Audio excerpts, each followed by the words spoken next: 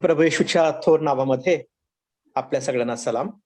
आणि अशा प्रकारे देवाच्या पवित्र वचनातून ऐकण्याकरता आपण सगळेजण या ठिकाणी उपस्थित आहात, म्हणून मी प्रभूला मनापासून धन्यवाद देतो.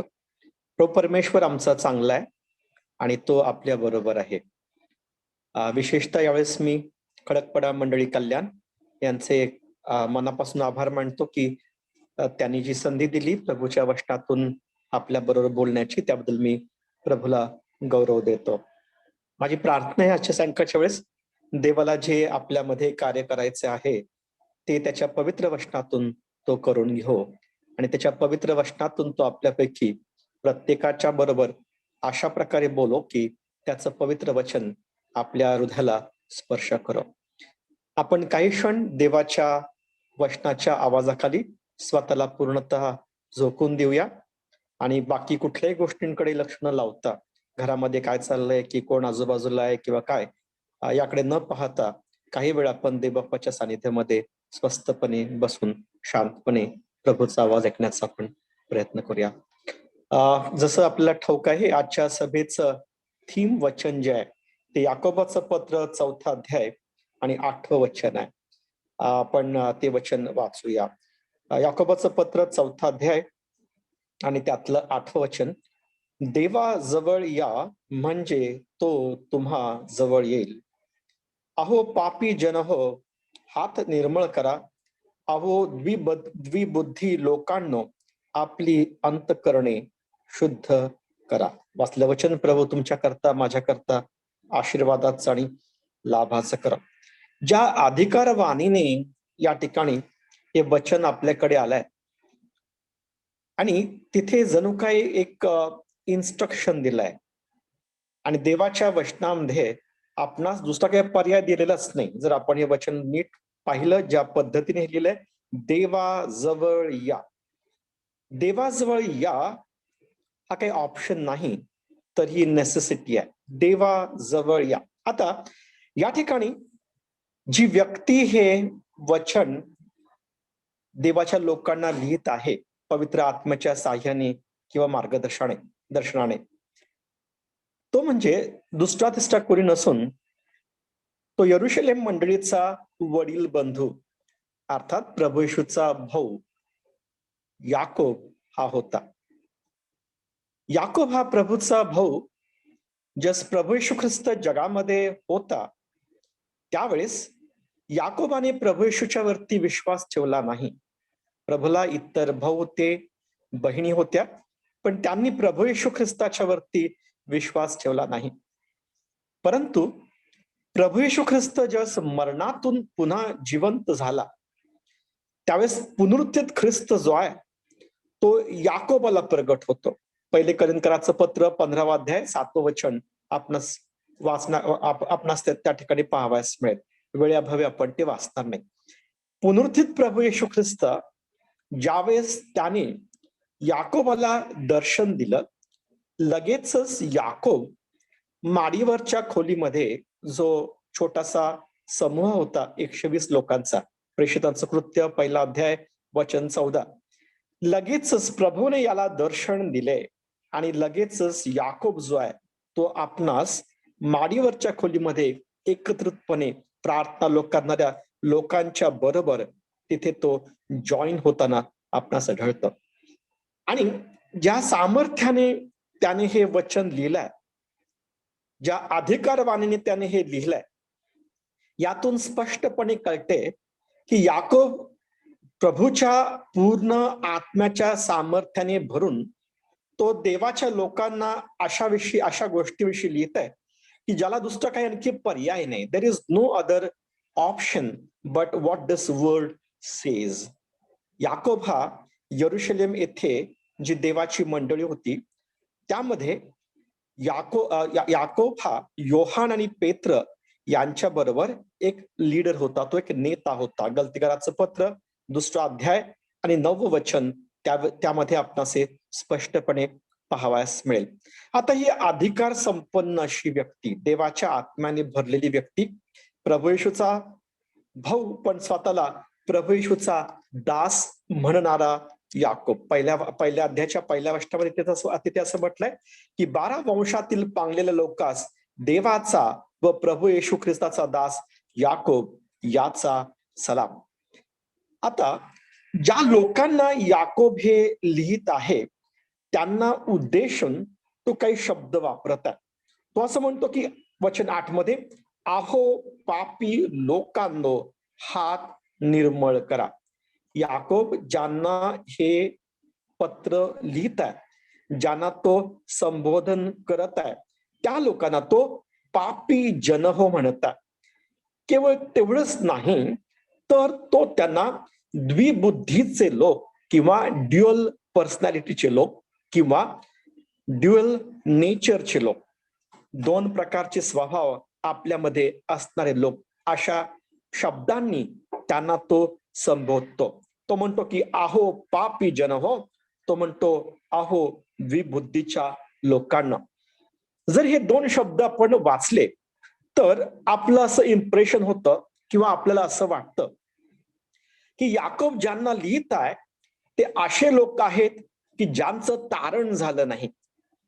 आपला असा समज होईल, आपल्याला असं वाटणं साहजिक आहे की याकोबाने ज्यांना लिहिलं ते लोक प्रभू येशूला न ओळखणारे लोक होते.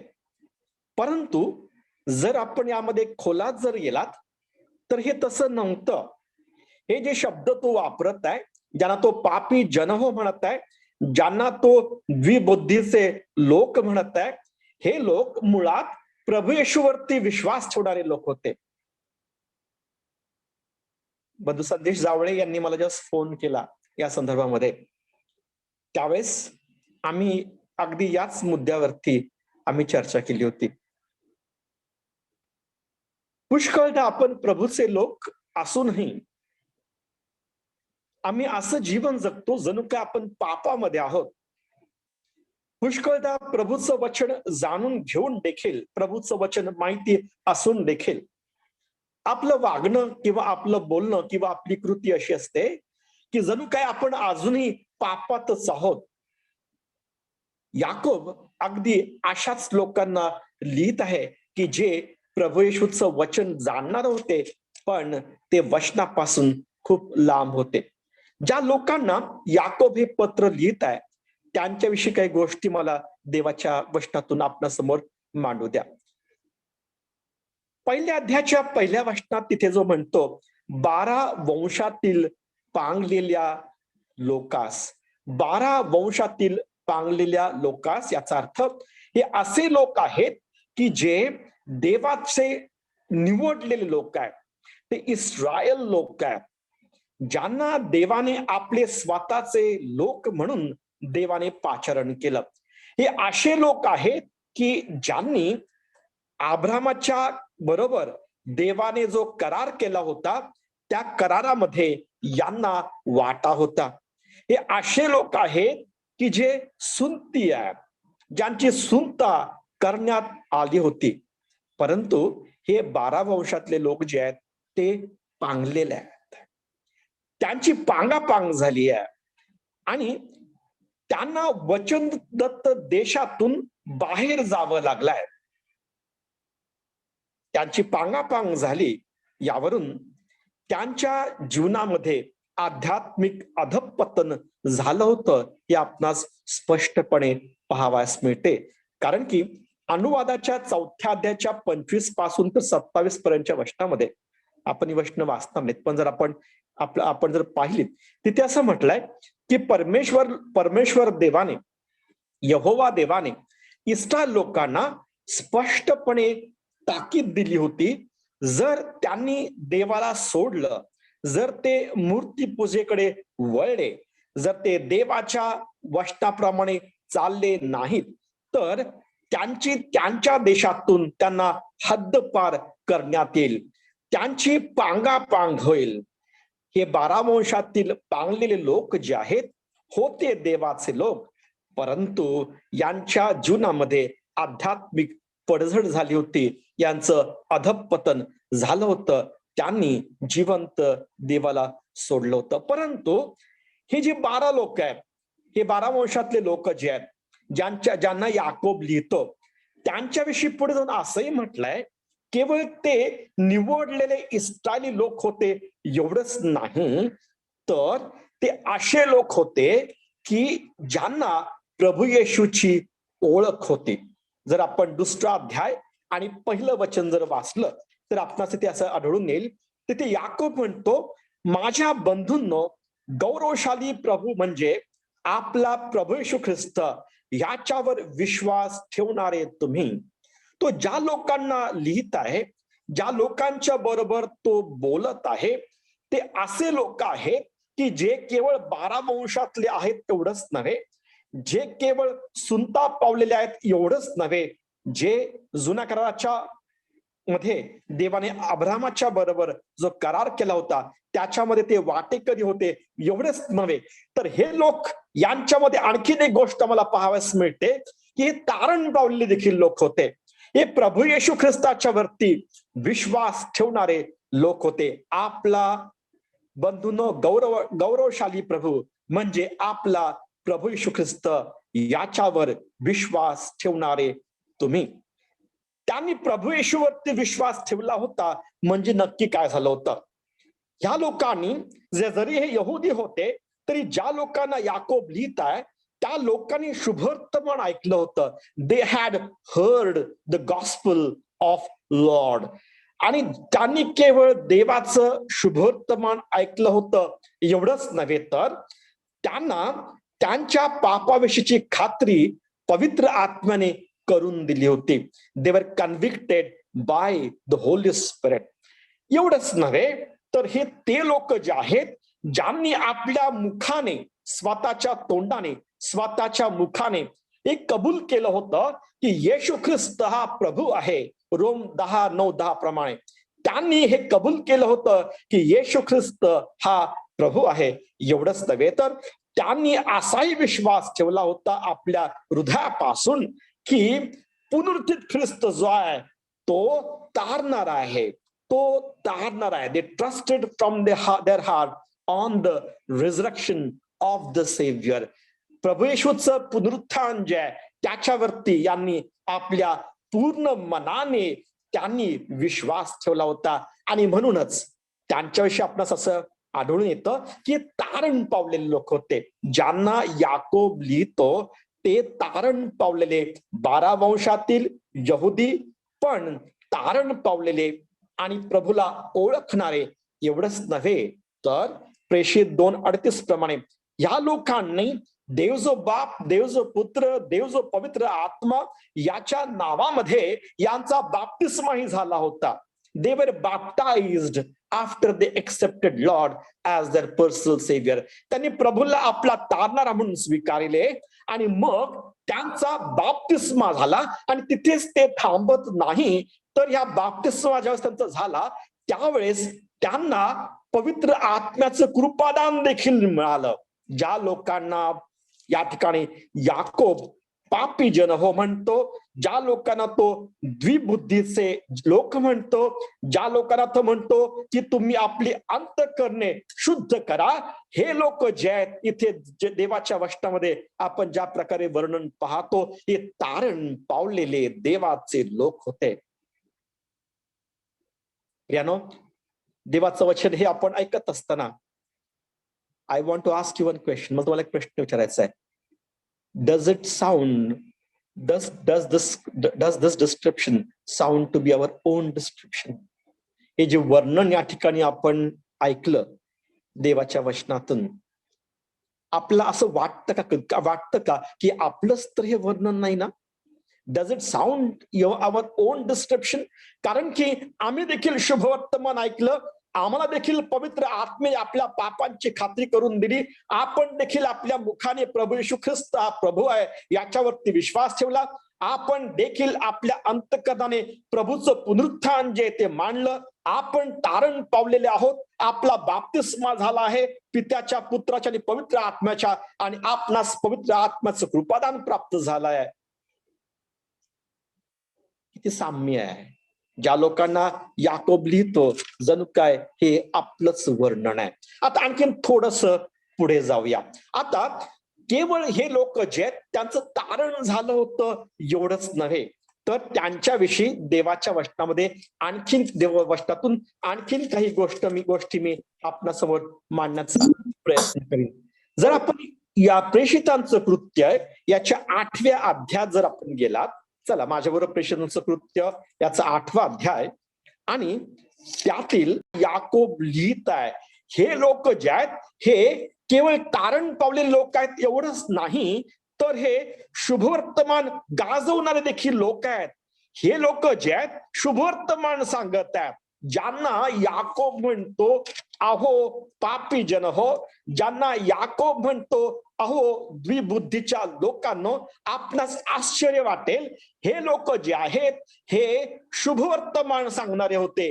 दे वर those people who were spreading the gospel of Jesus Christ. आणि केवळ जवळच्याच भागात नव्हे बरं का, तर ते लांब लांब लांब लांब लांब लांब प्रांतामध्ये देवाचं वचन गाजवणारे सांगणारे लोक होते.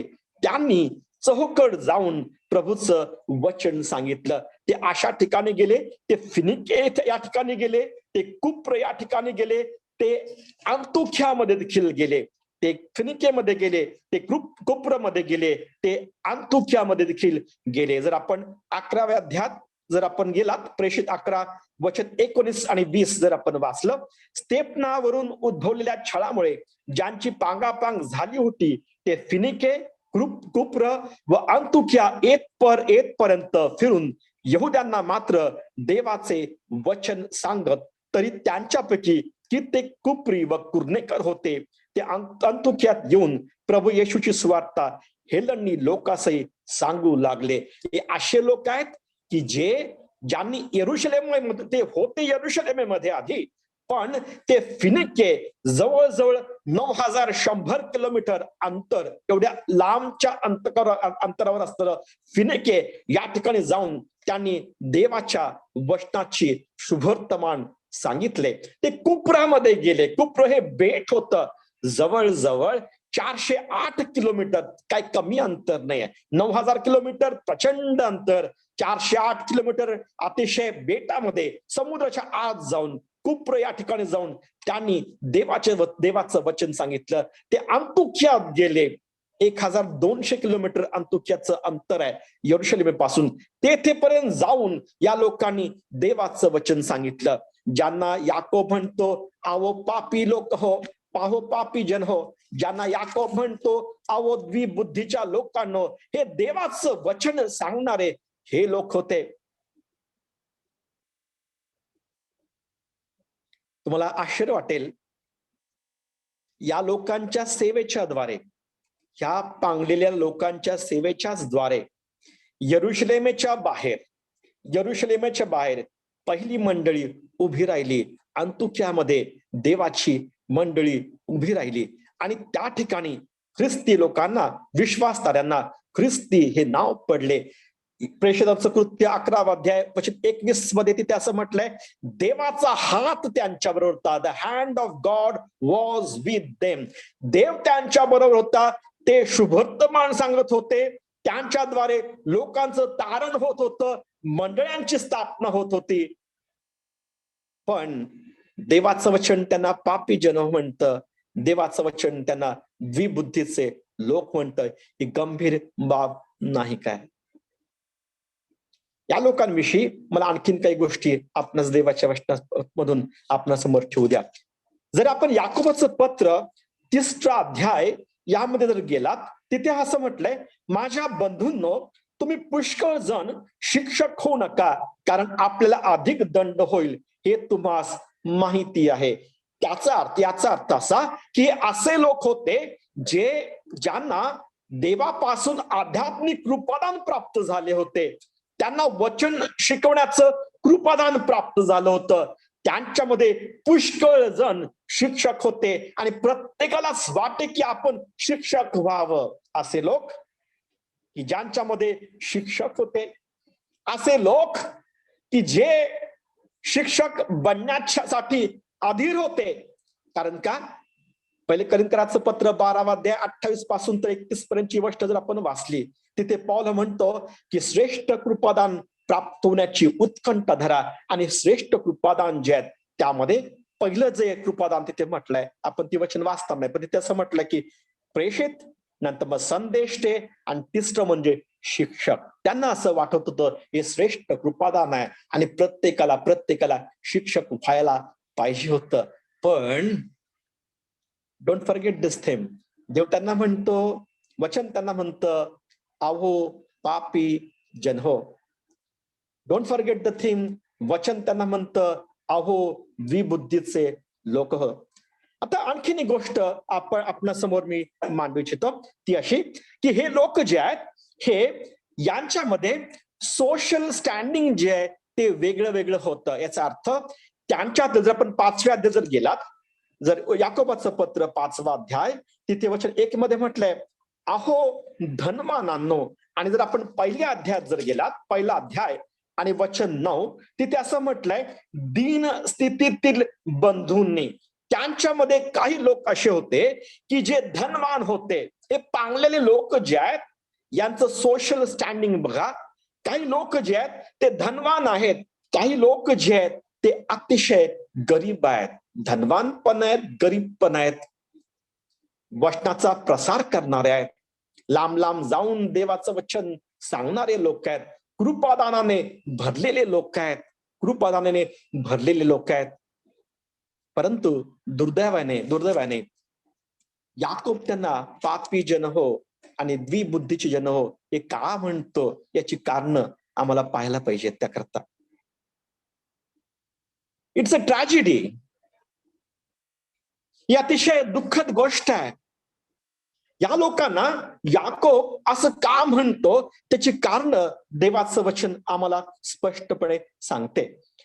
याकोबाच्या पत्राचा जर आपण अभ्यास केला तर आपणास असं लक्षात येईल की हे जे लोक होते, यांच्या समोर 2 प्रकारच्या समस्या होत्या. They had 2 fold problems. प्रथम समस्या जी होती ती त्यांच्या वैयक्तिक जीवनामध्ये त्यांच्या समोर काही समस्या होत्या. They had some problems in their personal lifes. केवळ तेवढंच नव्हे, तर या लोकांच्या चर्च गॅदरिंग्स मध्ये, या लोकांच्या मंडळी म्हणून एकत्र येण्यामध्ये देखील काही समस्या होत्या. आणि या समस्यांकडे जर आपण खोलात जाऊन पाहिलं तर आपणास हे समजेल की त्यांना पापी जन हो किंवा त्यांना द्विबुद्धीचे लोक असं देवाचं वचन का म्हणते. सगळ्या समस्या आपण त्यांच्या ज्या होत्या, जे त्यांचे सगळे जे प्रॉब्लेम जे त्यांच्यामध्ये होते ते आपण वेळाभावी पाहू शकणार नाही, परंतु काही ठळक प्रॉब्लेम्स त्यांचे मी आपल्या समोर ठेवणार आहे. आणि माझी विनंती असेल की ज्यावेळेस आपण ह्या लोकांच्या विषयी आपण लक्ष देऊन ऐकाल किंवा यांचे प्रॉब्लेम्स आपण ऐकाल, तसं आपण आपलं स्वतःचं देखील आत्मपरीक्षण करावं. त्यांची पहिली समस्या याकोबाचं पत्र 1 अध्याय आणि वचन 2, तिथे जर आपण गेलात तर तिथे आपल्याला असं पाहावयास मिळेल की या लोकांना पुष्कळ प्रकारच्या परीक्षांना त्यांना तोंड द्यावं लागत होतं. पुष्कळ प्रकारच्या परीक्षांना त्यांना तोंड द्यावं लागत होतं. आणि केवळ तेवढंच नाही, तर या लोकांच्या जीवनातून आनंद जो आहे तो निघून गेला होता. हे लोक जे आहेत, हे पुष्कळ प्रकारच्या परीक्षांना तोंड का देत होते? कारण की आणि ह्या परीक्षा कोणत्या होत्या, जर आपण वचन 15 जर वाचलं तर आपणास ते लक्षात येईल. जर आपण वचन 13 पासून वाचूया, तिथे असं म्हटलंय, कोणाची परीक्षा होत असता देवाने मला मोहात घातले आहे असे त्याने म्हणू नये, कारण देवाला वाईट गोष्टींचा मोह होत नाही आणि तो स्वतः कोणाला मोहात पाडित नाही. तर प्रत्येक माणूस आपल्या वासनेने ओढला जातो व भुलला जातो, तेव्हा मोहात पडतो. मग वासना गर्भवती होऊन पापाला जन्म देते आणि पाप परिपक्व झाल्यावर मरणास उपजविते. या ठिकाणी त्यांच्या जीवनामध्ये त्याला ट्रायल्स म्हटलंय, त्याचं कारण या ठिकाणी देवाच्या वचनामध्ये दिलंय. देवाचं वचन म्हणतं की कोणाची परीक्षा होत असता देवाने मला मोहात घातले असं होऊ नये, असं त्याने म्हणू नये, कारण देवाला वाईट गोष्टींचा मोह होत नाही आणि तो स्वतः कोणाला मोहात पाडत नाही. तर प्रत्येक माणूस आपल्या वासनेने ओढला जातो. नाना प्रकारच्या परीक्षा ज्या त्यांच्यावरती येत होत्या, त्याचं कारण जे आहे किंवा परीक्षेमध्ये ते पडत होते किंवा परीक्षेमध्ये ते जात होते किंवा ते पतित होत होते, याचं कारण जे आहे त्यांच्या देहाच्या वासना तिथे असं देवाचं वचन म्हणतंय. याचा अर्थ यांच्या जीवनामध्ये, या लोकांच्या जीवनामध्ये, ज्यांना याकोब लिहितो त्या लोकांच्या जीवनामध्ये ज्या ज्या त्यांच्यावरती परीक्षा येत होत्या, अनेक प्रकारच्या परीक्षा त्यांच्यावरती येत होत्या, ज्यामुळे ते पापामध्ये पडत होते, याचं मुख्य कारण जे आहे तिथे असं म्हटलंय त्यांच्या देहाची वासना. देवाचे लोक, प्रभूचे लोक, सुवार्ता सांगणारे लोक, तारण झालेले लोक, पवित्र आत्मा प्राप्त झालेले लोक, शिक्षक होऊ पाहणारे लोक, शुभवर्तमान सांगणारे लोक, परंतु देहाच्या वासनेप्रमाणे चालणारे लोक, देहाच्या वासनेप्रमाणे चालणारे लोक, देहाच्या वासनेने ओढत जाऊन पापामध्ये पडणारे लोक, पापाला पूर्णतः त्यांनी आपलं जीवन जे आहे जणू काय पापाच्या अधीन त्यांनी केलं होतं. वचन त्यांना म्हणतं, अहो पापी जन हो, अहो पापी जन हो. देहाची वासना म्हटल्यानंतर मला यावेळेस काही गोष्टी आपण सांगायच्या.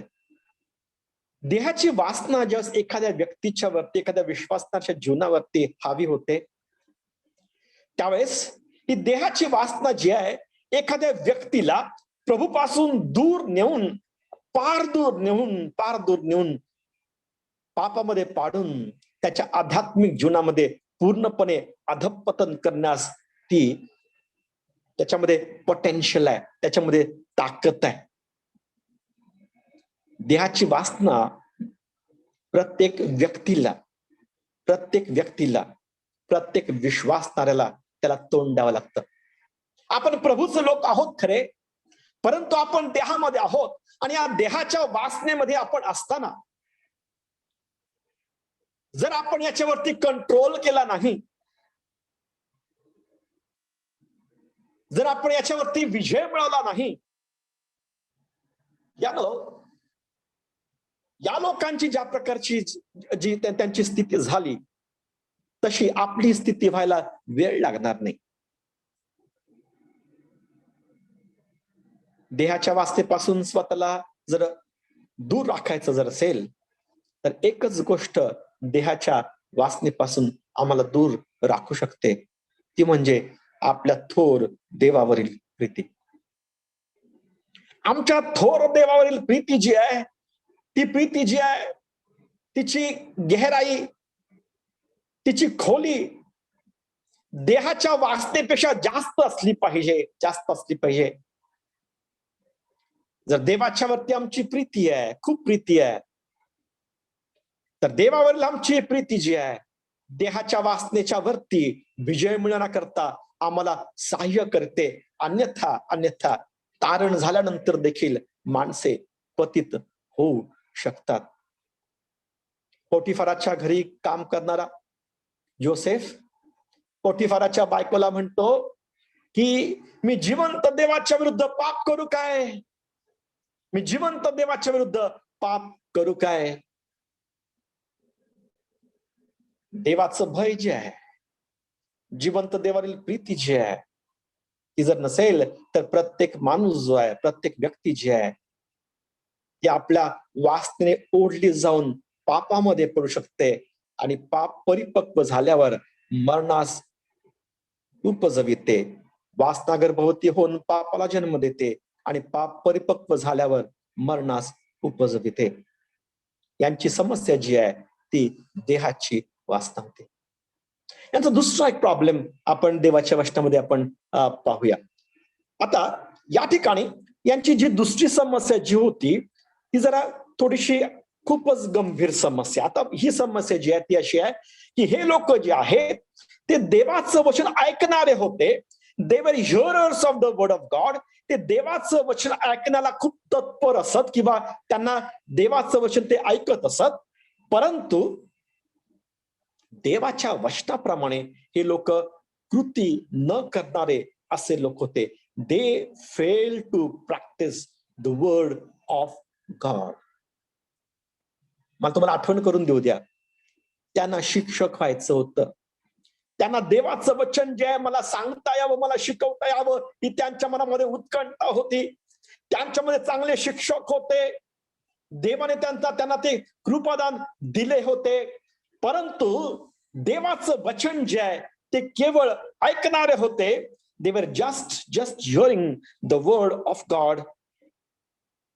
परंतु वचनाप्रमाणे ते चालणारे नव्हते. वचन 23 जर आपण वाचलं पहिल्या अध्यायाचं, तिथं असं म्हटलंय, कारण जर कोणी वचन नुसते ऐकून घेतो व त्याप्रमाणे आचरण करत नाही तर तो आरशात आपले शारीरिक मुख पाहणाऱ्या माणसासारखा आहे. तो आपला चेहरा जो आहे तो आरशामध्ये पाहतो, पण पाहून तो निघून जातो.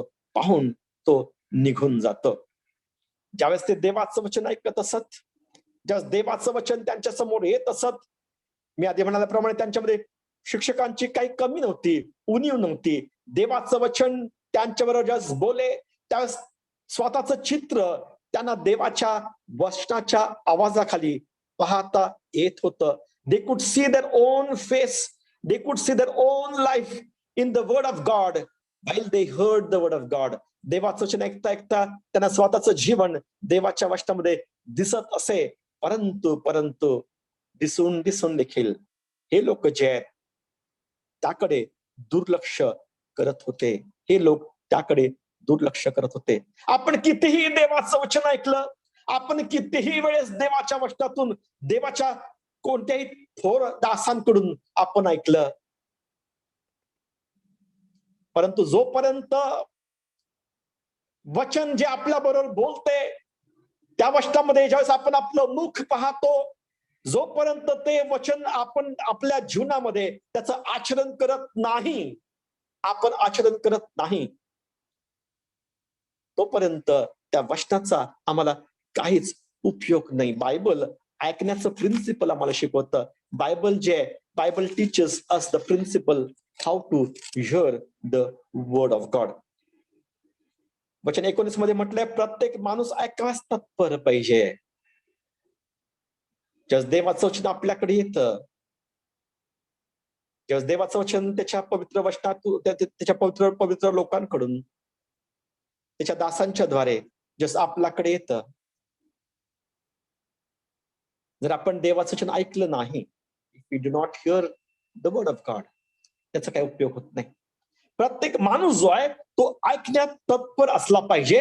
आणि त्यानंतर जेव्हा तो देवाचं वचन ऐकतो त्यावेळेस त्याला स्वतःचं मुख त्या आरशात पाहिलं पाहिजे, इतरांचं नाही.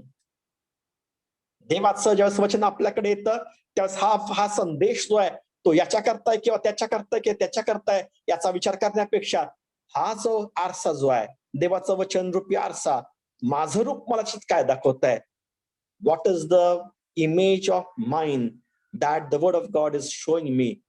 आणि जोपर्यंत आपण ते आपलं मुख त्याच्यात पाहणार नाही, तोपर्यंत त्या देवाच्या वचनाचं ऐकून आपल्याला काही उपयोग होणार नाही. It will be a sure waste of time. हे लोक जे आहेत देवाचं वचनामध्ये आपलं मुख पाहणारे होते, परंतु त्या प्रकारे आचरण करणारे नव्हते. आणि देवाचं वचन ऐकल्यानंतर तिथे असं म्हटलंय वचन 21 मध्ये, म्हणून सर्व मलिनता उचलून आलेला दुष्ट भाव सोडून तुमच्या जीवाचे तारण करावयास समर्थ असे मुळावलेले वचन सौम्यतेने स्वीकारा. देवाचं वचन जेव्हा आमच्याकडे येतं, जेव्हा ते आम्हाला पाप दाखविते, वारंवार ते वचन आपल्या बरोबर बोलत राहते, ते आम्हाला आपलं रूप दाखवते. जोपर्यंत तो दोष जो आपल्यामध्ये आहे, जोपर्यंत तो दोष जो आहे जो आपल्या मुखामध्ये आहे, आपल्या चेहऱ्यावरती आहे, जोपर्यंत तो दोष आपण रेक्टिफाय करत नाही, तोपर्यंत आरशामध्ये गेल्यानंतर तो आरसा जो आहे तोच दोष आपणास वारंवार दाखवितच राहीन. जसा मी दोष पाहतो, प्रभू आमच्याकडून काय अपेक्षा करतो? सर्व प्रकारची मलिनता सोडून, जी काय घाण आमच्यावरती आहे, जी काय अशुद्धता आमच्यावरती आहे, ती सोडून देऊन उचळून आलेला विवेक भाव किंवा उचळून आलेला दुष्ट भाव, आपली ऍटिट्यूड, आवर सिनफुल ऍटिट्यूड, आवर विकेड ऍटिट्यूड. देवाचं वचन जसं आपल्याबरोबर बोलतं, बोलणारा कोण आहे त्याचा विचार न करता देवाचं वचन आपल्याबरोबर काय बोलतं ते समजून घेऊन, आपलं मुख पाहून आपल्याला स्वच्छ करणे, मलिनता सोडून देणे, दुष्ट भाव सोडून देणे. ज्यावेळेस तुम्ही असं कराल, ज्यावेळेस आपण असं करू किंवा ज्यावेळेस देवाचं लोक असं करतील, त्यावेळेस आम्हाला असं म्हणता येईल, असं आम्हाला म्हणता येईल की आपण देवाचं वचन जे आहे ते देवाचं वचन जे आहे ते आपण सौम्यतेने स्वीकारलं. वचन ऐकून जोपर्यंत स्वीकारत नाही तोपर्यंत वचनाचा आम्हाला काहीच उपयोग होत नाही. आणि वचन आपण स्वीकारलं हे तोपर्यंत म्हणता येत नाही जोपर्यंत आपण दुष्ट भाव सोडून देत नाही, जोपर्यंत आपण मलिनता दूर करत नाही. नाहीतर आपण तसेच घाण राहतो. आपण वचन स्वीकारलं असं म्हणता येत नाही. यांच्यामध्ये समस्या होती. ते देवाचं हे जे पांगले लोक होते म्हणून यांना पापी जन म्हटलंय, म्हणून यांना विबुद्धीचे लोक म्हटलंय. देवाचं वचन ऐकून ते त्याप्रमाणे स्वतःला बदलत नव्हते. आणि हे देवाचं वचन जे ते ऐकत होते, हे तेच वचन आहे, हे सामर्थ्याचं वचन आहे. हे वचन जे आहे ज्याने आपल्या जीवाचं तारण केलंय, तारण करण्यास समर्थ जे वचन जे आहे तेच वचन वारंवार देव आपल्याकडे देतो. आणि हे वचन जे आम्हा शुद्ध करण्यास समर्थ आहे. दिस word is capable of cleansing us and making us pure and holy in sight of God. देवाचं वचन आम्हाला शुद्ध करून देवाच्या समोर, देवाच्या सानिध्यात निर्मळ असं उभं करण्याचं सामर्थ्य या देवाच्या वचनामध्ये सामर्थ्याचं वचन आहे. हे सामर्थ्याचं वचन आहे. आपल्या जीवनाचं, आपल्या मनाचं पालट करणारं वचन आहे. हे लोक त्याकडे दुर्लक्ष करत नव्हते, म्हणून याकोबाला त्यांना पापी लोक म्हणावं लागलं, त्यांना विबुद्धीचे लोक म्हणावं लागलं. त्यांना म्हणावं लागलं की आपले हात जे आहेत, अमंगळ हात आहेत जे आहेत ते तुम्ही शुद्ध करा. यांच्यामध्ये आणखीन एक समस्या होती. आता हे लोक जे आहेत हे असे लोक होते, ज्यावेळेस ते एकत्र होत असत त्यावेळेस त्यांच्या एकत्र येण्यामध्ये त्यांच्यामध्ये खरी प्रीती जी आहे ती नव्हती. दुसरा अध्याय वचन 1 पासून 13 पर्यंतची जेव्हा जर आपण वचन जर आपण पाहिले, हे लोक एक मंडळी म्हणून एकत्र येत होते. दे वर कमिंग टुगेदर, ते एकत्र येत होते, परंतु दे लॅक्ड ट्रू ख्रिश्चन लव्ह. त्यांच्यामध्ये खरी प्रीती नव्हती. येत होते एकत्र खरे, पण प्रीतीचा अभाव ते त्यांच्या वागण्यावरून कळत होतं. मंडळी म्हणून ज्यावेळेस ते एकत्र येत होते त्यावेळेस समोरच्या व्यक्तीने सोन्याची अंगठी घातली असेल, समोरच्या व्यक्तीने भपकेदार कपडे घातले जर असतील, तर त्यांना हे वेगळ्या पद्धतीने ते स्थान देत असत. आणि जे गरीब विश्वासतरी जे आहेत त्यांना ते वेगळ्या पद्धतीने ते स्थान देत असत. कोण लोक आहेत बरं हे? चांगलेले लोक आहेत. कोण लोक आहेत बरं हे? प्रभू येशूवरती विश्वास ठेवणारे लोक आहेत. कोण लोक आहेत बरे हे? त्यांना पवित्र आत्मा मिळालाय, कृपादान प्राप्त झालंय. कोण लोक बरे आहेत बरे हे? शुभवर्तमान सांगणारे लोक आहेत, मंडळ्या उभ्या करणारे लोक आहेत. परंतु यांच्यामध्ये ट्रू लव्ह, खरी प्रीती जी आहे यांच्यामध्ये तिचा अभाव होता. तिसऱ्या अध्यायाच्या 13व्या वचनामध्ये तिथे असं म्हटलंय, हे लोक जे आहेत यांच्यामध्ये नम्रता नव्हती. ते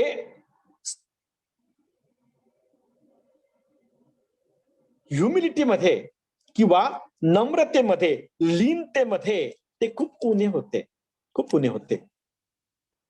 मोठ्या कृपादानाने भरलेले लोक. कृपादान आहे पण लीनता नाही, प्रॉब्लेम आहे. श्रेष्ठ कृपादान दिलंय प्रभूने, शिक्षक बनवलंय प्रभूने, पण ह्युमिलिटी नाही. त्यांच्यामध्ये मनामध्ये तीव्र मत्सर आहे, तोट पाडण्याचा स्वभाव आहे, ताठापण आहे. आहेत कोण? देवाचे लोक. जमतात कसे बरं? मंडळी म्हणून जमतात, एकत्र होतात. विश्वासणारे आहात काय? हो, विश्वासणारे आहेत. Do you trust Lord? Yes, we trust Lord. प्रभूवरती विश्वास आहे का? होय, प्रभू येशूवरती विश्वास आहे. पण दुसऱ्या अध्यायाच्या 14 पासून 26 पर्यंतच्या वचनामध्ये म्हटल्याप्रमाणे हा विश्वास जो आहे तो निर्जीव आहे. हा विश्वास जो आहे याच्यात क्रिया नाहीये. हा विश्वास जो आहे तो निर्जीव आहे. हा विश्वास जो आहे क्रियाशील नाही आहे. तोंडावरती नियंत्रण नाहीये, जिभेला लगाम नाहीये. वाटेल ते कुणालाही काही काही काही बोलू शकतात. जिभेवरती नियंत्रण नाही. अशी जीभ की ज्याला देवाचं वचन म्हणतं ती अग्नीचं भुवन आहे. अशी जीभ त्याला म्हणतो देवाचं वचन म्हणतं, जर कोणी आपल्या जीभेला काही हात ठेवायची जर त्याच्याकडे जर ताकद असेल तर तो पूर्ण शरीराला काही हात ठेवू शकतो. जमतात एकत्र मंडळी म्हणून. They lacked true Christian love. They lacked faith. They lacked humility. त्यांच्या ताठा आहे, तडपाड नाही. ग्रुप आहे. या लोकांमध्ये वेगवेगळे ग्रुप आहेत.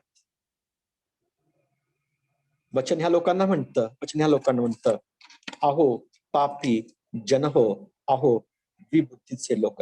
यांची एक चौथी समस्या होती. आता ही समस्या तर खूपच भयंकर आहे. जर आपण 4थ्या अध्यायाच्या पहिल्या वचनात जर गेला तर असं म्हटलंय, तुमच्यामध्ये लढाया व भांडणे उत्पन्न होतात. कशातून उत्पन्न होतात? देवाचे लोक आहेत पण त्यांच्यामध्ये लढाया आहेत आणि भांडणं आहेत. लढाया आणि भांडणं यांच्यामध्ये फरक काय बरं? What is the difference between wars and fights?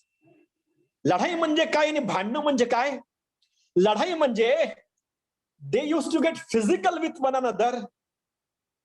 एकमेकांच्या बरोबर हातापायी करत असत, एकमेकांच्या बरोबर ते फिजिकली लढत असत, एकमेकांच्या वरती ते धावून जात असत, एकमेकांना ते मारायला मागे पुढे पाहत नव्हते. त्यांच्यामध्ये फिजिकल वॉर्स होते. आहेत कोण? देवाचे लोक. आहेत कोण? तारण पावलेले लोक. आहेत कोण? शिक्षक लोक. आहेत कोण? मंडळाची स्थापना करणारे लोक. आहेत कोण? दूरपर्यंत शुभवर्तमान घेऊन जाणारे लोक. करतात काय? एकत्र असताना लढाई करतात. ते तिथंच थांबत नाही, ते लढाई करतात. पण कधी कधी लढाई करतात आणि कधी कधी भांडणे करतात, म्हणजे शब्द युद्ध करतात. एकमेकांच्या बरोबर एकमेकांना वाटेल ते काही बोलतात. Physically assault one another. They verbally accuse one another. वचन 4 मध्ये म्हटलंय ते अविश्वासू लोक आहेत. ते जगाच्या बरोबर मैत्री ठेवणारे लोक आहेत. 4था अध्याय वचन 4 मध्ये तिथे असं म्हटलंय, जगाची मैत्री ही देवाबरोबर वैर आहे, हे तुम्हास ठाऊक नाही काय? प्रभूचे लोक, मैत्री कोणाच्या बरोबर आहे? जगाच्या बरोबर आहे. मैत्री म्हणजे काय? मैत्री ओव्हरनाईट होत नाही. मैत्री ज्याला म्हणतात, मैत्री is a long relationship with someone. असं नातं जे आहे ते खूप काळाकरता आहे, असं रिलेशनशिप आहे. मैत्री हे रिलेशनशिप असं असतं की ज्यामध्ये लोक एकमेकांची कंपनी एन्जॉय करतात आणि त्यांना एकमेकांची कंपनी तोपर्यंत एन्जॉय करता येत नाहीत जोपर्यंत त्यांचे विचार मिळत नाहीत, जोपर्यंत त्यांना एकमेकांची मन आवडत नाहीत, तोपर्यंत त्यांच्यामध्ये मैत्री होत नाही. आणि यांची मैत्री कुणाबरोबर आहे बरं? ही जगाबरोबर यांची मैत्री, म्हणजे जगातील लोकांच्या बरोबर यांचे खूप काळापासून लॉंग स्टँडिंग रिलेशनशिप्स आहेत. यांना त्यांच्या बरोबर, जगातील लोकांच्या बरोबर वेळ घालवायला आवडतो. त्यांना मंडळीतील जी सहभागिता जी आहे ती आवडत नाही. They don't like the fellowship of cents. संतांची सहभागिता आवडत नाही. त्यांना जगाच्या बरोबर मैत्री आवडते. त्यांना प्रभूच्या लोकांच्या बरोबर प्रभूचं वचन जे म्हणतं त्याच्यावरती आपापले विचार बेस करायला आवडत नाहीत. त्यांचे विचार जे जगाच्या बरोबर मॅच होतात, त्यांचे विचार जे ते जगाच्या बरोबर मॅच होतात. आश्चर्य वाटत नाही. जसे याकोब त्यांना म्हणतो, अहो पापी जन हो. आश्चर्य वाटत नाही. जसे याकोब त्यांना म्हणतो, अहो विबुद्धीचे लोक हो.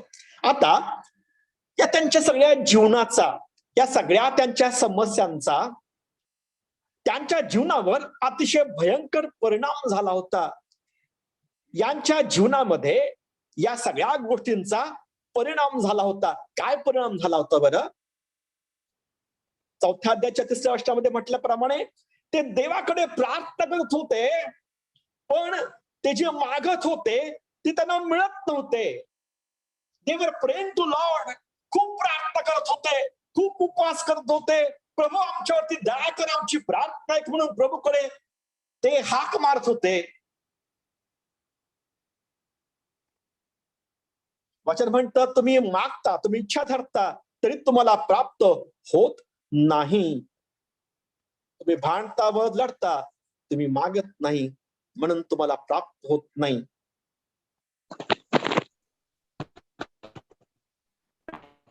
इच्छा धरतात पण त्यांना मिळत नाही. ते मागतात पण त्यांना प्राप्त होत नाही.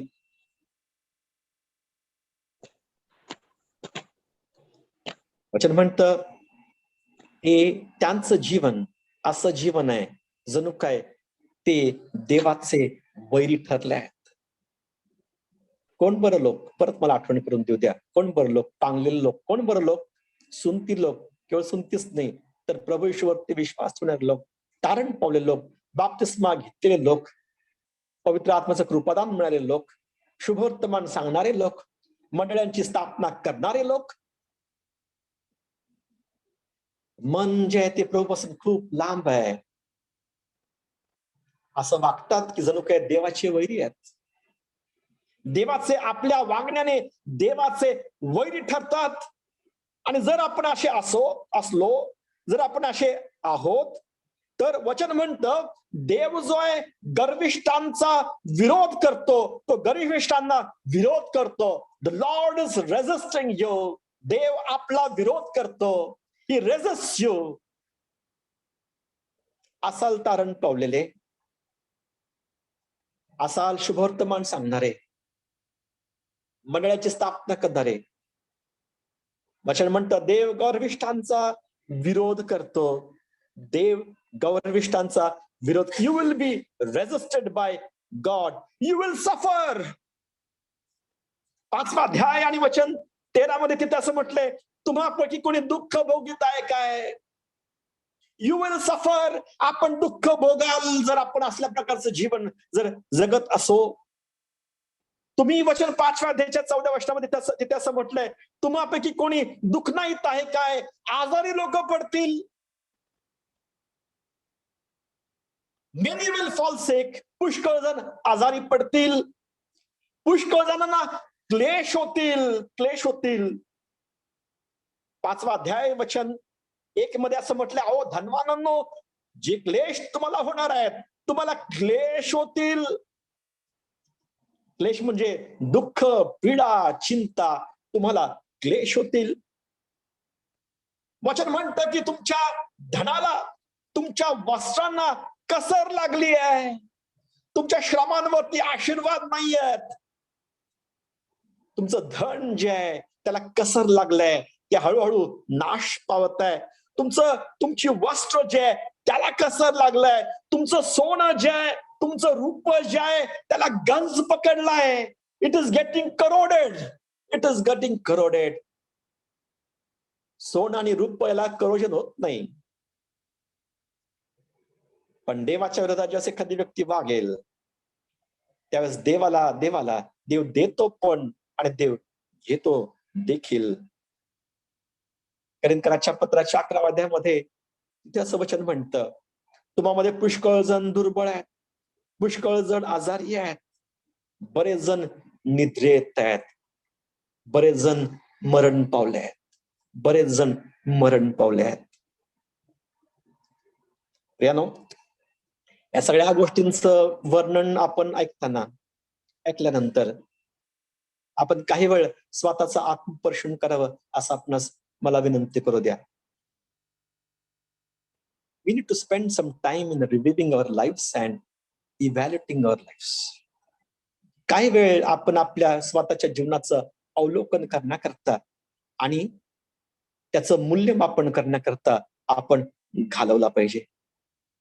तुम्हाला वाटतं काय, ही जी प्रॉब्लेम्स आपण आता पाहिली, सगळी नाही पाहिली पण ठळक पाहिली, जी प्रॉब्लेम्स आपण पाहिली ती आजच्या मंडळांमध्ये जी प्रॉब्लेम्स आहेत त्याच्याहून वेगळी आहेत? ज्या मंडळीमध्ये आपण राहतो किंवा ज्या मंडळीमध्ये आपण आहोत किंवा जे ते कुठे आपण आहोत, आपले प्रॉब्लेम्स याहून वेगळे आहेत काय? माझ्या वैयक्तिक जीवनामध्ये ज्या समस्या मी फेस करतो याहून वेगळ्या आहेत काय? माझ्या मंडळीच्या जीवनामध्ये ज्या आम्ही समस्या फेस करतो याहून वेगळे आहेत काय? मला दुःखाने म्हणावं लागतं, काही लोक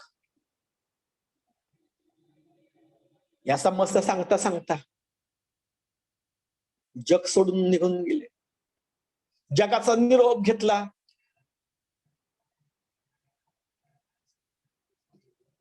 बंधूच्या बरोबर समेट न करता,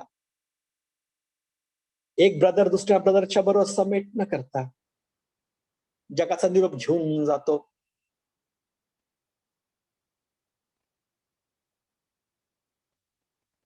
मरण पावतो, डायस. अलीकडच्या कोविडच्या काळामध्ये तर खूपच शोकांतिक आहे. कोणी कधी जाईल सांगता येत नाही. एकदा कोविडच्या तुम्ही आयसोलेशन मध्ये गेलात, कुणाला भेटावं असं वाटलं तर भेटता येणार नाही. आपण एकटेच जगाचा निरोप घेऊन जाल किंवा आपण कदाचित जाणार नाही, पण ज्याचा अपराध आपण केलाय ती व्यक्ती निघून जाईल. आपण काय करणार?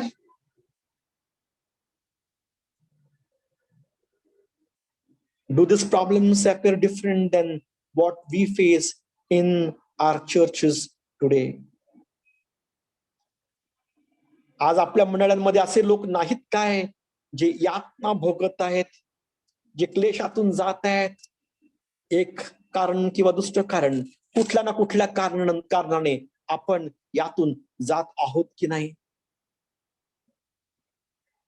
आपल्यामध्ये अशा समस्या नाहीत काय की आपण बोलतो आपण खूप छान शिकवतो, आपलं वागणं जे आहे खूप वेगळं आहे. आपण आरशामध्ये मुख पाहतो पण करेक्ट करत नाही, आपण शिकवतो पण आपण स्वतःला लागू करत नाही. असे लोक जे एक बोलतात पण चाल जी आहे ती वेगळी आहे. आपल्यामध्ये असं नाही का प्रियांनो? Is it not our picture? हे आपलं चित्र नव्हे काय? आज मंडळांमध्ये बऱ्याच ठिकाणी आम्हाला पाहावयास मिळेल, लोकांमध्ये जग शिरलाय. लोक जगाच्या बरोबर मैत्री करतात. काही तरुण लोक असं म्हणताना मी ऐकले त्यांना, तुमचा काळ वेगळा होता, आज सगळेच जण दारू पितात, आम्ही पिलं तर काय बिघडते?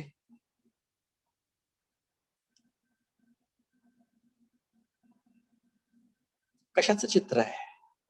आध्यात्मिक अधपतनाचं चित्र आहे? कशाचं चित्र आहे? जगाच्या बरोबर मैत्रीचं चित्र आहे? आपल्यामध्ये असे ख्रिस्ती नाहीत काय? आपल्यामध्ये असे ख्रिस्ती विश्वासतरी नाहीत काय ज्यांच्या जिभेवरती स्वतःला नियंत्रण नाही आणि तरी देखील ते शिकवतात, जिभेने लोकांचा खून पाडतात, जिभेने असे वाक्य बोलतात की कळपातील एखाद्या व्यक्तीला असं लागतं की तो परत मंडळीला येत नाही. They don't come to the church again. मला असं वाटतं हे चित्र पाहिल्यानंतर असं वाटतं की जणू काय याकोब जे आहे जो आहे आपल्याच मंडळांचं वर्णन करत आहे. असं भासवायला लागतो की याकोब जे आहे ते आपलं स्वतःच वर्णन करत आहे. असं वाटायला लागतं की हे वचन जे आपल्या करताच आहे. असं वाटायला लागतं की हे वचन आपल्या बरोबर बोलत आहे. असं वाटायला लागतं की हे वचन माझ्याकरता देवाने दिलंय. असं वाटतं की हे वचन जे आहे ते आपल्या काळाकरता देवाने 2000 वर्षांपूर्वी लिहून ठेवलंय. आम्ही करणार काय? आम्ही वाचणार कसे? आमच्यामध्ये रूपांतर कसं येणार? आम्ही बदलणार कसे? इथून पुढच्या काही उरलेल्या वेळामध्ये जे 20 मिनिटं माझ्याकडे आहेत, आपण या गोष्टीविषयी काही गोष्टी पाहण्याचा प्रयत्न करूया. आपण कृपया लक्षपूर्वक देवाचं वचन आपल्यावर काय बोलतं हे आपण ऐकावं. या ठिकाणी या लोकांना याकोब म्हणतो की देवाजवळ या. Come to the Lord. प्रभूच्या जवळ या, देवाजवळ या. तो म्हणतो की तुम्ही देवाच्या अधीन व्हा. वचन 7 मध्ये 7, 8, 9, 10 ही वचने मी एकत्रितपणे आता वाचत आहे. म्हणून देवाच्या अधीन व्हा, सैतानाला आडवा म्हणजे तो तुम्हापासून पळून जाईल. देवाजवळ या म्हणजे तो तुम्हाजवळ येईल. अहो पापी जन, हो हात निर्मळ करा. अहो द्विबुद्धीच्या लोकांनो आपली अंतकरणे शुद्ध करा. कष्टी व्हा, शोक करा, रडा.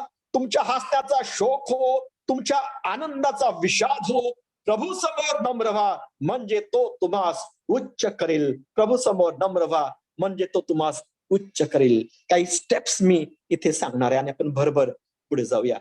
पहिली गोष्ट तिथं म्हटलंय, submit yourself to the Lord, to God. वचन 7 मध्ये देवाच्या अधीन स्वतःला करून टाका. त्याचा अर्थ काय हे आपण नंतर एक उदाहरण मी देवाच्या वचनातून आपल्यासमोर ठेवणार आहे. त्यातून हे कसं होतं हे आपण पाहण्याचा प्रयत्न करूया. इथे म्हटलंय की तुम्ही देवाच्या अधीन व्हा. जर आपली अशी स्थिती जर असेल तर तुम्ही देवाच्या अधीन. मी म्हणाल्याप्रमाणे देवाच्या अधीन व्हायचं म्हणजे काय व्हायचं, काय करायचं हे आपण पाहूया. दुसरा मुद्दा, सैतानाला आडवं व्हा. रेझिस्ट द डेव्हिल याचा अर्थ आपण पाहूया. सैतानाला आडवं व्हा, ते कसं व्हायचं आपण पाहूया. तिसरा मुद्दा, स्टेप 3, देवाच्या जवळ या म्हणजे तो तुमच्या जवळ येईल. तुमची आणि देवाची तुटलेली जी फेलोशिप जी आहे, सहभागिता जी आहे ती पुन्हा प्रस्थापित होईल. पुन्हा प्रस्थापित होईल. पापामध्ये जीवन जगल्याने विश्वासाची देवाच्या बरोबर सहभागिता जी आहे ती तुटून जाते. सहभागितेमध्ये खंड येतो. देवाजवळ या म्हणजे तो तुमच्या जवळ येईल.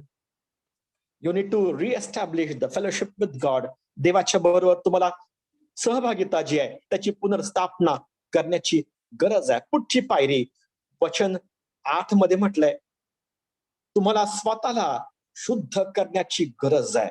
आपल्याला स्वतःला आपले हात निर्मळ करण्याची गरज आहे. आपल्या डोक्यात जी द्विबुद्धी आहे, 2 स्वभाव आहेत आमच्या, डबल ऍटिट्यूड आहे. देवाच्या लोकांच्या मध्ये असताना आपण अतिशय देवदूताप्रमाणे वागतो किंवा वाटतो.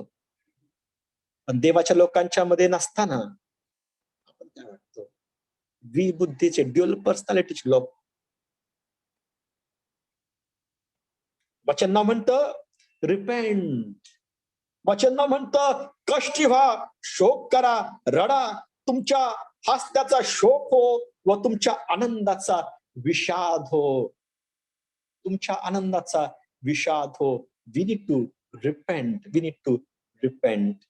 पुढची पायरी जी आहे, पुढची स्टेप जी आहे, वचन 10 मध्ये म्हटलंय, प्रभूच्या समोर नम्र व्हा म्हणजे तो तुम्हास उच्च करेल. देवाच्या वचनातून मी म्हणाल्याप्रमाणे एक उदाहरण मी आपल्यासमोर ठेवणार आहे. म्हणजे ह्या गोष्टी प्रॅक्टिकली कशा होतात, कशा करू शकतो आपण, ह्या ज्या आपण पायऱ्या पाहिल्या त्या आपण देवाच्या वचनातून एक उदाहरण घेऊन पाहूया. जर आपण पहिले इतिहास याच्या 21व्या अध्यायात जर आपण गेलात, हे उदाहरण आपण का पाहणार आहोत याचं कारण देखील मी आपल्याला सांगणार आहे. कारण ह्या उदाहरणामध्ये आणि याकोब जे लिहितो त्यामध्ये जे काही शब्द आहेत त्यात बरंच साम्य आहे. त्यामुळे असं वाटतं की हे जे दोन पॅसेजेस आहेत ते एकमेकांना खूप पूरक किंवा कॉम्प्लिमेंटरी असे आहेत. जर आपण पहिली इतिहासाच्या 21व्या अध्यायामध्ये आपण गेला तर तिथे आपणास असं आढळून येईल की दावीद राजाने काय केली बरं? दावीद राजा कोण होता बरं? देवाच्या इच्छेप्रमाणे चालणारा मनुष्य होता, देवाने निवडलेला मनुष्य होता. त्याने शिरगणती केली आहे. आता याकोब 4:7 पासून तर 10 पर्यंतची जी वचनं आपण जी वाचली त्यातील जी काही शब्द जे आहेत, काही की वर्ड्स जे आहेत ते आम्हाला या अध्यायात देखील वाचायला मिळतात किंवा पाहावयास मिळतात. पहिला जो शब्द जो इथं वापरलाय तो म्हणजे तो क्रमाने नाही, पण आपण तो जसा येईल आपण तसा पाहूया. It is not in that order, पण ह्या दोन्ही गोष्टी या दोन्ही पॅसेज मध्ये आपणास पाहाव्यास मिळतील. जर वचन आपण 7 मध्ये जर आपण गेलात तिथे असं म्हटलंय याकोब 4:7 म्हणून देवाच्या अधीन व्हा. आणि आपण जर पहिली इतिहास याचा 21वा अध्याय आणि वचन 13 जर आपण वाचलं तिथे दावीद म्हणतो आता परमेश्वराच्या हाती मला पडू द्या. याकोब म्हणतो देवाच्या अधीन व्हा आणि दावीद म्हणतो मला परमेश्वराच्या हातामध्ये पडू द्या. दुसरा एक महत्वाचा शब्द जो आपण देवाच्या वचनातून पाहूया, ह्या दोन शास्त्र भागातील साम्य. याकोब 4:7 मध्ये म्हणतो की सैतानाला आडवं व्हा. सैतान ह्या शब्दाचा उल्लेख याकोब 4:7 मध्ये आपणास आढळतो. आणि पहिले इतिहास 21वा अध्याय आणि वचन 1 मध्येच सैतानाचा उल्लेख आहे. तिथे असं म्हटलंय नंतर सैतानाने इस्रायला विरुद्ध उठून इस्रायलची गणती करावयास दाविदास प्रवृत्त केले. सैतान वचन 21:1 मध्ये आम्हाला पाहावयास मिळतो हा शब्द आणि याकोब 4:7 मध्ये देखील आपणास हा शब्द पाहावयास मिळतो. सैतान दोन्ही ठिकाणी आम्हाला शब्द पाहावयास मिळतो. कम टू गॉड, देवाच्या जवळ या, जे याकोब 4:8 मध्ये आपण म्हटल्याचं आपण पाहतो. तीच गोष्ट दाविदाने केली. दावीद जो आहे देवाच्या जवळ आला. वेळाभावी मी तुम्हाला अतिशय खोलात जाऊन किंवा डिटेलमध्ये जाऊन आपणास मी सांगणार नाही, but I hope that you know this whole passage. पहिली इतिहास 21वा अध्याय आपणास चांगला माहिती आहे असं मला खात्री आहे आणि विश्वास आहे. याकोब 4:8 मध्ये म्हटलंय की तुम्ही स्वतःला निर्मळ करा आणि तीच गोष्ट इतिहासाचं पुस्तक पहिला 21वा अध्याय, पहिले इतिहास 21वा अध्याय आणि त्यामध्ये आम्हाला पाहावयास मिळते वचन 26 मध्ये तेथे दावीद परमेश्वराप्रित्यर्थ वेदी बांधून होम बली व शांतार्पणे करत आहे. तो स्वतःला शुद्ध करत आहे, तो स्वतःला निर्मळ करत आहे. कारण दावीद असं म्हणतो की इस्रायल लोक जे आहेत ते देवाचे लोक जे आहेत ते मेंढराप्रमाणे आहे. तो असं म्हणतो वचन 17 मध्ये, तो असं म्हणतो मीच हे पाप केले आहे, मीच हे दुराचरण केलंय.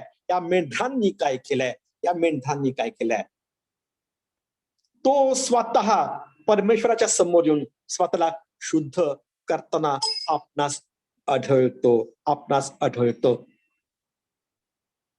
याकोब 4:10 मध्ये आपण तिथे असं वाचतो प्रभू समोर नम्र व्हा.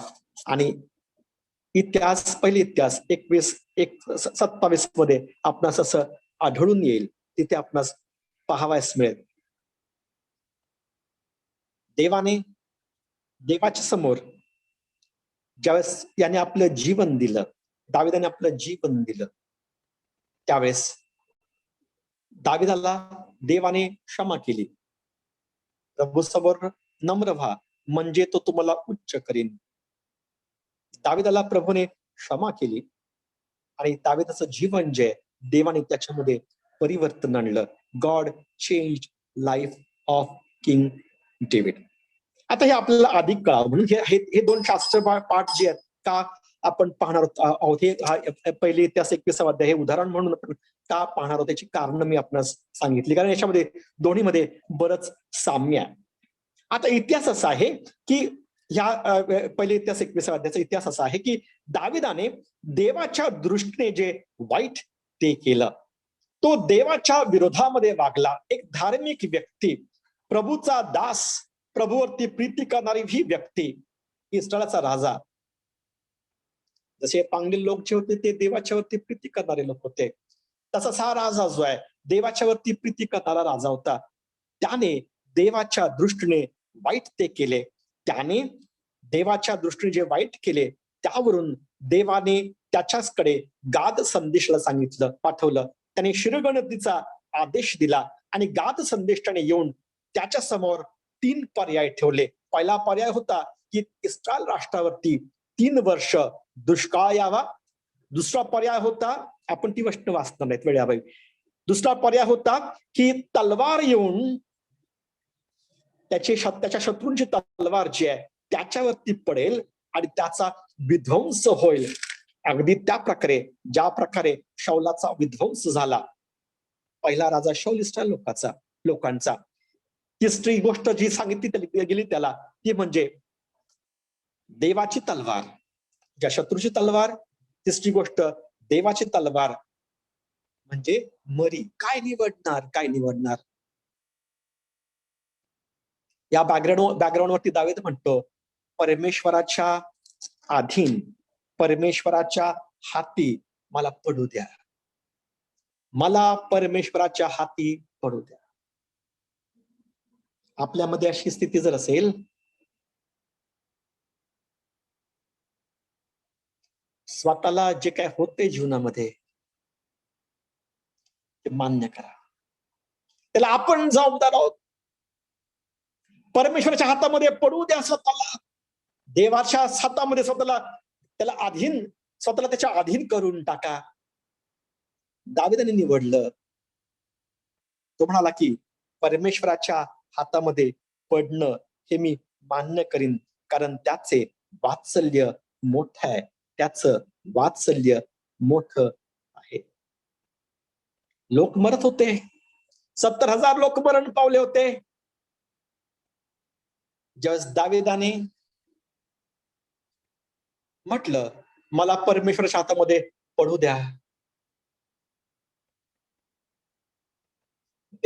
देवाने आपल्या दूताला, जो तलवार उपसून यर्नान यबूसच्या खळामध्ये उभा होता, त्याला आज्ञा केली. त्याला सांगितलं की स्टॉप, थांब आता, इनफ. 70,000 मेले, इनफ. कारण की दावीद म्हणाला होता की मला परमेश्वराच्या हातामध्ये पडू द्या. आपणास आपण परमेश्वराच्या हातामध्ये देणार काय? परमेश्वराच्या अधीन आपणाला करणार काय? दाविदाविषयी असं पण वाचतो वचन 16 मध्ये. दावीद आणि इस्रायल लोकांचे वडील जन जे आहेत, ज्यावेळेस त्यांनी तो तलवार उपसलेला दूत पाहिला, आकाश आणि पृथ्वी यांच्या मध्ये उभा राहिलेला पाहिला, त्यावेळेस त्यांनी दंडवत घातले, त्यांनी गोंडताट नेसले. त्यांनी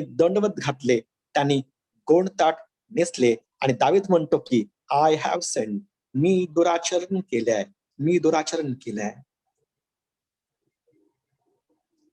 जास्ती मरी थांबली. काय झालं बरं? ज्या सैतानाने दाविदाला शिरगणती करण्याकरता त्याला उत्तेजित केलं होतं, तो सैतान जो आहे त्याला काही करता येईना. दावीद जो आहे सैतानाला आडवा झाला, मरी थांबली. त्याने देवाचं प्रभुत्व मान्य केलं. देवाने जे स्वतःला देवाच्या अधीन केलं. जी काही शिक्षा प्रभू तुम्हाला देशील ती मला मान्य आहे, परंतु मी माझं पाप कबूल करतो. जोपर्यंत आपण आपलं पाप कबूल करत नाही तोपर्यंत आम्हाला स्वतःला सैतानाला आडवं होता येणार नाही. जोपर्यंत आपण म्हणणार नाही की मीच हे पाप केलंय, मीच हे दुराचरण केलंय, या मेंढरांचे काय, जोपर्यंत आपण असं म्हणत नाही, हे परमेश्वरा, माझ्या देवा, तुझा हात माझ्यावरती व माझ्या पितृकुळांवर पडो, तुझ्या लोकांवर तो पडून त्यांचा नाश होऊ नये, तो पश्चाताप करत आहे. Is repenting his son. ज्यावेळेस तो तसं करत आहे तो सैतानाला आडवं होता. प्रियानो, देवाचं वचन आपण ऐकताना आपण सैतानला आडवं होणार काय is a question. I have seen, मी देवाच्या विरोधामध्ये पाप केलंय. वचन 10 मध्ये आपण असं वाचलं, याकोब 4:10 मध्ये, प्रभू समोर नम्र व्हा म्हणजे तो तुम्हाला उच्च कुंच करील. जर आपण आपलं जीवन प्रभूला देऊन टाकलं, सौमतेने प्रभूच्या वचनाचं सामर्थ्य जे ते स्वीकारलं, प्रभूच्या जवळ आपलं पाप आपण कबूल केलं, प्रभूच्या अधीन आपण झालो, आपण सैतानाला आडवे झालो, पश्चाताप केला, प्रभू समोर नम्र झालो. नम्र होण्याची गरज आहे, वेळ आहे. It is time to be humble before God. जगामध्ये ज्या प्रकारच्या भयंकर गोष्टी घडत आहेत, आज कोण आहे उद्या कोण आहे सांगता येणार नाही, कोण राहील सांगता येत नाही. जग हे भीषण आपत्तीला सामोरं जात आहे, जग हे भीषण आपत्तीला सामोरं जात आहे. प्रभू समोर नम्र होण्याची वेळ आहे. जर आपण प्रभू समोर नम्र राहिला, गरज पडल्यास कदाचित आपल्याला आपल्या भावाची क्षमा मागावी लागेल. कदाचित आपल्याला आरशात जे आपलं चित्र दिसतं त्याला करेक्ट करण्याची गरज असेल. You have to take some actions. आम्हाला काहीतरी कृती करण्याची गरज असेल. आपल्याला प्रभू बरोबरचे आपले रिलेशनशिप पुन्हा नीट करायची गरज असेल. जसं आपण करू असं आपला देव जो आहे तो क्षमा करणारा परमेश्वर आहे. प्रभू समोर नम्र व्हा म्हणजे तो तुम्हाला उच्च करेल, म्हणजे तो तुम्हाला उच्च करेल. इतिहास 21व्या अध्यायामधील जर आपण वचन 28 पासून तर 30 पर्यंतची किंवा 22-1 पर्यंतची जर आपण वचन वाचली, ज्या यर्नान यबूसच्या खळामध्ये दूत उभा होता, जिथे दाविदाने पश्चाताप केला, जिथे दाविदाने वेदी बांधली, जिथे दाविदाने होमार्पण केले, शांतार्पण केले, त्याच ठिकाणी ऑन दॅट व्हेरी स्पॉट देवाची वेदी उभं राहिली, तिथे देवाचं मंदिर उभं राहिलं. प्रभू समोर नम्र व्हा म्हणजे तो तुम्हाला उच्च करेल. He will lift you up. He will lift you up. The devil is resisted. सैतानाला आडकाठी घातली आहे, त्याला आडवं होण्यात आलंय. प्रभू समोर नम्र झाली ही व्यक्ती. जिथे मरी उपसलेला, तलवार उपसलेला देवदूत होता, तिथे जाऊन तिथे आता देवाच्या मंदिराची स्थापना होत आहे. तिथे निवास मंडप, मोशेने रानात केलेला परमेश्वराचा निवास मंडप आणि होमार्पणाची वेदी, ही दोन्ही तिथे नंतर उभी राहिली. गोष्ट त्याला प्रभू समोर नम्र व्हा म्हणजे तो तुम्हाला उच्च करेल. The challenge today here is, देवाचं वचन आपण ऐकताना आपल्या समोर हे आव्हान आहे, will you come to God. आपण ह्या थोर प्रभूकडे याल काय? देवाचं वचन आपल्या बरोबर बोलत आहे. आपण प्रभूकडे याल काय? Will you come to God? God's words calls them sinners because they had sinned. तारण पावलेले लोक आहेत बरं का, ते पापी त्या अर्थाने नाही आहेत. त्यांनी पाप केलंय म्हणून ते पापात जगत आहेत म्हणून त्यांना पापी जन्म म्हटलंय. पण हे तारलेले लोक आहेत. तारण आपलं कुठं हरवत नाही. त्याच्यामध्ये दोन्ही स्वभाव आहेत म्हणून त्यांना द्विबुद्धीचे लोक म्हटलंय. त्यांना सांगितलंय आपले हात निर्मळ करा. प्रभू येशूचं रक्त हे आमचं होमार्पण आहे. प्रभू येशूचं रक्त हे आमचं शांतार्पण आहे. आपलं पाप प्रभूच्या जवळ कबूल करण्याची ही वेळ आहे. Will you confess your sin और will we confess our sin? आपण आपलं पाप कबूल करणार काय? You need blood of Lord Jesus Christ. तुम्हाला प्रभू येशूच्या रक्ताची गरज आहे. You need the Lord who is our intermediator. आमचा कैवार घेणारा, आमची बाजू मांडणारा जो प्रभू येशू आहे, पहिले ऑन दुसऱ्या अध्यायामध्ये म्हटल्याप्रमाणे त्याची आम्हाला गरज आहे. प्रभू येशूच्या रक्ताने शुद्ध होण्याची गरज आहे. आपले पाप कबूल होण्याची गरज आहे. प्रभू समोर नम्र होण्याची गरज आहे. आपण तयार आहात का या सायंकाळच्या वेळेस प्रभूच्या समोर नम्र होण्याकरता? Are you willing? Are you willing to confess your sin? आपण प्रभूच्या समोर बोलण्यास, आपलं मुख उघडण्यास तयार आहात का की प्रभू होय मी हे असं केलंय, प्रभू होय प्रभू मी तारण पावलेलं आहे, प्रभू मी माझं तारण झालंय, मी वचन ऐकलंय, शुभवर्तमान ऐकलाय, विश्वास ठेवलाय तुझ्या पुत्रावरती, त्याला प्रभू म्हणून स्वीकारलाय. तो मरणातून पुन्हा जिवंत झाला. या गोष्टीचा ही गोष्ट जी मी आहे ती जाहीरपणे मान्य केली आहे. तो परत न्यावयास येणार आहे हे देखील मी कबूल केलंय. त्याच्या नावामध्ये मी बाप्तिस्मा घेतला आहे. मला कृपादान प्राप्त झालाय. मी वचन शिकवणार आहे. मी मंडळीमध्ये सेवा करणार आहे. मी वचन सांगणार आहे. माझ्यामध्ये इतरी कृपादान आहेत. मी लांब लांब जाऊन अगदी फिनिके, कुप्र, अंतुकिया 9,000 किलोमीटर, 408 किलोमीटर, 1200 किलोमीटर लांब जाऊन मी शुभवर्तमान सांगणार आहे. प्रभू माझ्याद्वारे त्या भागातील पहिली मंडळी उभी राहिली. अंतुक्यामध्ये माझ्याद्वारे पहिली मंडळी उभी राहिली. प्रभू आमच्याद्वारे प्रभू उभी राहिली. आमच्यामुळे ख्रिस्ती नाव हे त्यांना पडलं.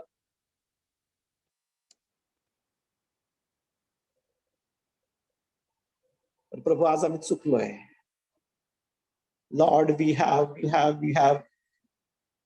lost that thing. प्रभू आज आमचं जीवन असं आहे जसं काही मी पापी जनच आहे.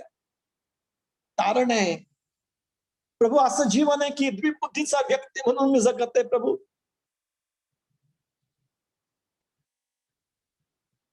प्रभूला म्हणा की प्रभू माझ्यावरती दया कर. प्रभू मला धुवून शुद्ध कर. Have mercy on me O Lord. Have mercy on me O Lord.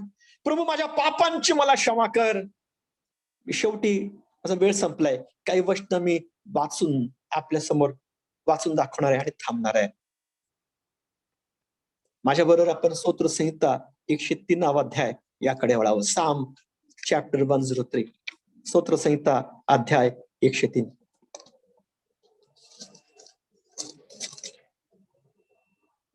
त्यातील 1 पासून तर 12 पर्यंतची वचने. हे माझ्या जीवा परमेश्वराचा धन्यवाद कर. हे माझ्या सर्व अंतर्यमा त्याच्या पवित्र नावाचा धन्यवाद कर. हे माझ्या जीवा परमेश्वराचा धन्यवाद कर. त्याचे सर्व उपकार विसरू नको. तो तुझ्या सर्व दुष्कर्मांची क्षमा करीतो. तो तुझे सर्व रोग बरे करतो. तो तुझा जीव विनाश गर्तेतून उद्धारितो. तो तुला दया व करुणा यांचा मुकुट घालितो. तो तुझे आयुष्य उत्तम पदार्थाने तृप्त करतो. म्हणून तुझे तारुण्य गरुडासारखे नवे होते. जाचलेल्या सर्वांकरता परमेश्वर नीतीची व न्यायाची कृत्य करतो.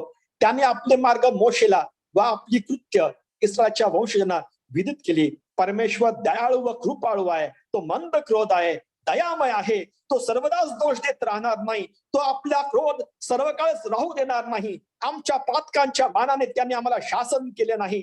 त्याने आमच्या दृष्टीच्या मानाने आम्हाला प्रतिफळ दिले नाही.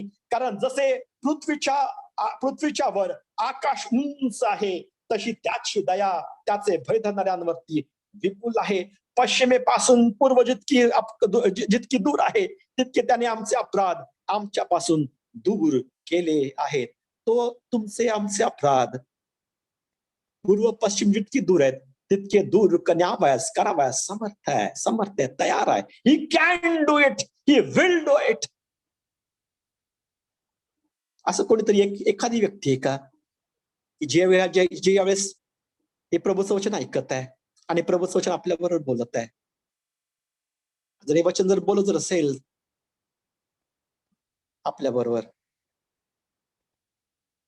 आपलं पाप कबूल करणार काय? पूर्व आणि पश्चिम जितकी दूर आहे तितकं तो आपलं पाप आपल्यापासून दूर घेऊन जाईल.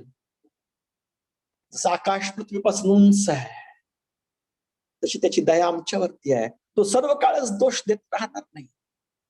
तो आपल्या पापांची रास झाकेल.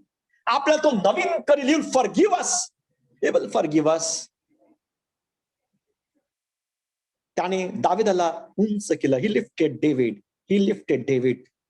दाविदाने पाप केलं होतं, व्याभिचार केला होता. त्याने दाविदाला परत उंच केलं. He lifted David. He lifted David. पेत्राने त्याचा 3दा नाकार केला होता. He lifted Peter. त्याने पेत्राला उंच केलं. ते लोक प्रभूच्या समोर नम्र झाले. He can lift you. तो आपणासे लिफ्ट करू शकतो. तो आपणासे उच्च करू शकतो. प्रश्न आहे, the question is what you know. प्रश्न काय माहितीये? Are you willing? आपण त्याकरता तयार आहात काय? Are you willing? Are you willing? या लोकांना याकोब लिहितो त्यांचं जीवन आपण पाहिलं, त्यांची हरवलेली स्थिती आपण पाहिली. ती आपल्या स्वतःच्या जीवनाचं जणू काय आरशाप्रमाणे आपल्याला वर्णन करून सांगत आहे. आणि देव आम्हाला हाक मारताय, देवाच्या जवळ या. अहो पापी लोकांनो, अहो पापी जन हो, अहो पापी जन हो. देवाजवळ या, म्हणजे तो तुमच्या जवळ येईल. तुमची फेलोशिप जी आहे परत प्रस्थापित होईल. अहो द्विबुद्धीच्या लोकांनो, आपली अंतःकरणे शुद्ध करा. अहो पापी जन हो, आपले हात निर्मळ करा. तर प्रभू जर वचन जर आपल्याबरोबर बोललं जर असेल, तर आपण आपलं जीवन प्रभूला देऊया. पुन्हा एक वार या संधीबद्दल मी कडकपाडा मंडळीच्या वडील जनांचे, सेवजनांचे मनापासून आभार मानतो. Thank you very much.